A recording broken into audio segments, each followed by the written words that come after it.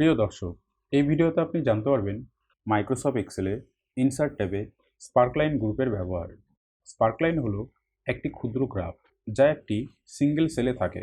স্পার্কলাইনগুলি একটি সারণী বিন্যাসে যে কোনো নাম্বারিক্যাল ডেটার সাথে ব্যবহার করা যেতে পারে। মাইক্রোসফট এক্সেল তিন ধরনের স্পার্কলাইন প্রোভাইড করে থাকে: লাইন স্পার্কলাইন, কলাম স্পার্কলাইন এবং উইন অ্যান্ড লস স্পার্কলাইন। লাইন স্পার্কলাইন দেখতে অনেকটা ছোট সরলরেখার মতো। তো প্রথমে আমি একটি ফাঁকা সেল সিলেক্ট করে লাইন স্পার্কলাইনে ক্লিক করছি।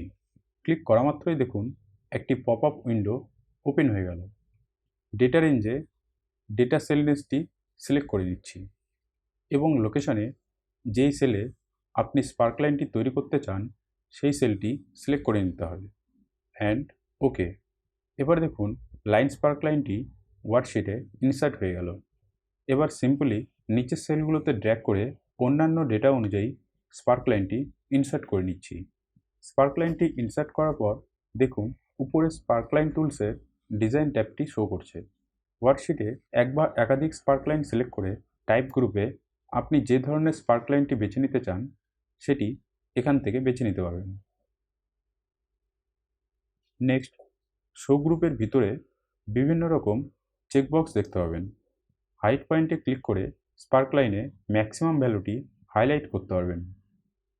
লো পয়েন্টে ক্লিক করে স্পার্কলাইনে মিনিমাম ভ্যালুটি হাইলাইট করতে পারবেন। নেগেটিভ পয়েন্টসে ক্লিক করে স্পার্কলাইনে নেগেটিভ ভ্যালুগুলি হাইলাইট করতে পারবেন। ফার্স্ট পয়েন্টে ক্লিক করে স্পার্কলাইনে প্রথম ডেটা পয়েন্টটি হাইলাইট করতে পারবেন। লাস্ট পয়েন্টে ক্লিক করে স্পার্কলাইনে শেষের ডেটা পয়েন্টটি হাইলাইট করতে পারবেন এবং মার্কার্সে ক্লিক করে স্পার্কলাইনে প্রতিটি ডেটা পয়েন্ট হাইলাইট করতে পারবেন। এই মার্কার্স অপশনটি শুধুমাত্র লাইন স্পার্কলাইনের জন্যই উপলব্ধ আছে। নেক্সট, স্টাইল গ্রুপে স্পার্কলাইনের বিভিন্ন কালার স্টাইল পরিবর্তন করতে পারবেন। স্পার্কলাইন কালারে ক্লিক করেও স্পার্কলাইনের লাইন কালার পরিবর্তন করতে পারবেন। স্পার্কলাইন কালার ক্লিক করে ওয়েটে গিয়ে লাইনটিকে মোটা বা পাতলা করতে পারবেন। মার্কার কালারসে ক্লিক করে সমস্ত রকম মার্ক পয়েন্টের কালার পরিবর্তন করতে পারবেন।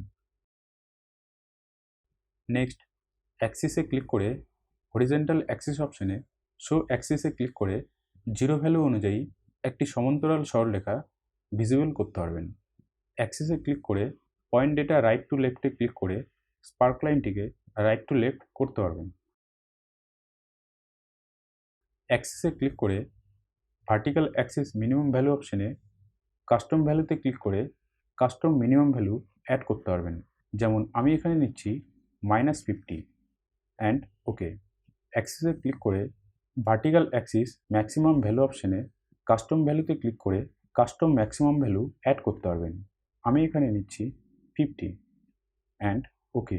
এবার দেখুন মিনিমাম ভ্যালু এবং ম্যাক্সিমাম ভ্যালু অনুযায়ী স্পার্কলাইনটি অ্যাডজাস্ট হয়ে গেছে। Next, group and ungroup. আপনি যখন একটি স্পার্কলাইন ড্র্যাগ করে একাধিক সেলে স্পার্কলাইনটি ইনসার্ট করবেন তখন এক্সেল অটোমেটিক্যালি সেই স্পার্কলাইনগুলোকে একটি গ্রুপে পরিণত করে দেবে। ফলে যে কোনো একটি স্পার্কলাইন সিলেক্ট করলেই গ্রুপ অনুযায়ী সমস্ত রকম স্পার্কলাইন সিলেক্ট হয়ে যাবে। আপনি স্পার্কলাইনগুলোকে আনগ্রুপ করে ম্যানুয়ালিভাবে সিলেক্ট করে গ্রুপ করতে পারবেন। নেক্সট, ক্লিয়ারে ক্লিক করে সিলেক্ট করা স্পার্কলাইনটি ডিলিট করতে পারবেন এবং ক্লিয়ারে ক্লিক করে দ্বিতীয় অপশনটির সাহায্যে গ্রুপ ওয়াইজ স্পার্কলাইনগুলোকে ডিলিট করতে পারবেন। নেক্সট, সেল সিলেক্ট করে ইনসার্ট ট্যাবে কলাম স্পার্কলাইনে ক্লিক করে ডেটা রেঞ্জ সিলেক্ট করে ওকে করে কলাম ওয়াইজ স্পার্কলাইন ইনসার্ট করতে পারবেন। লাইন স্পার্কলাইনের মতো কলাম স্পার্কলাইনের ডিজাইন ট্যাবে সেম অপশনগুলো এখানেও দেখতে পাবেন।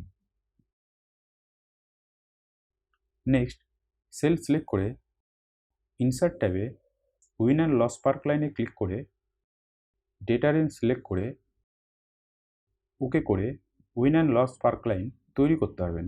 এটি অনেকটা কলাম স্পার্কলাইনের মতো। এই স্পার্কলাইনে সমস্ত পজিটিভ বার এবং নেগেটিভ বারের হাইট একই রকম। লাইন এবং কলাম স্পার্কলাইনের মতো উইন অ্যান্ড লস স্পার্কলাইনের ডিজাইন ট্যাবেও সেম অপশনগুলো এখানেও দেখতে পাবেন।